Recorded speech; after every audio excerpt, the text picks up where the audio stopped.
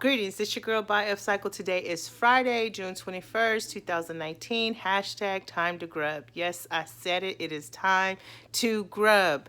Unfortunately, we will not be grubbing today. I am going to talk about my version of an alkaline diet. So let me throw a couple things out there. So we know there's people who have a regular diet based off of the food pyramid. Then there's your vegetarians. What is a vegetarian? A vegetarian is a person who does not eat meat. So no cow, no pork, no chicken, no fish. But they do eat animal byproducts. Eggs, cheese, honey. Then you have a vegan. A vegan, which is usually associated with an alkaline diet, is a person who doesn't eat any of the meat or the animal byproducts. Some vegans go as far as not even eating honey, right? And not wearing leather. Whatever a person chooses, that's the thing. For me, I know what works for me. What works for me is when I have an 80-20 split plate. And my 80% is fruits and vegetables. And my 20% is grains, starch, legumes.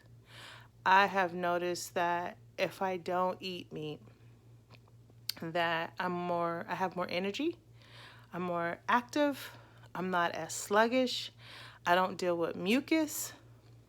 I notice that if I don't eat dairy, my asthma does not flare up at all. I don't have to use my inhaler. I don't have to suffer from allergies. Now, sometimes I slide. There's times when I really, really crave meat and I think I should be a meat eater. I really think I should be a meat eater. But I'm kind of struggling with that because I know the effects that meat has on my body, right? There's times when I eat pizza. I'm just like, yo, we're at an event, whatever the case may be, pizza is easier to feed people, the big crowd, the family and stuff. So I eat pizza every now and then. Now, here's the thing with eating pizza. My nose gets stuffed up. My eyes is watering. I'm dealing with mucus. I'm dealing with allergies. Sometimes my chest gets heavy. But when I leave all those things alone, it totally works for me. I see a difference in my energy. I see a difference in my clarity. I just see a difference in my energy, my strength. And so when I combine that with a great intake of water and I combine that with exercise, then I feel like even way better, way good. When I leave dairy and stuff totally alone, I could get to the point to where I can eat an apple and get the same amount of energy from a medium-sized apple that I would have gotten from an 8-ounce cup of coffee. So for me, it works. Now, the point is, why alkaline? What's the big deal about alkaline? So you have people that are for it and you have people that are against it. People that are against it say there's no scientific facts proving that alkaline has anything to do with anything because the human body has different levels of pH throughout it. So our blood has a pH between 7.36 and 7.44. I haven't done all the research of what happens when it gets too acidic because the stuff that I do know I feel is accurate. Our acid in our stomach is very, very acidic. Stomach acid. When you're a little kid, you throw up. It's just like that joint burn, right? Because this acid is made to break down our food and helps us digest our food. That acid in our stomach is at a 2 to 3.5. Now, for us women, our lady part is acidic. And this is going into just a little deep, just for a minute. Just roll me just for a minute. So our lady part is at a 3.5 to a 4.5.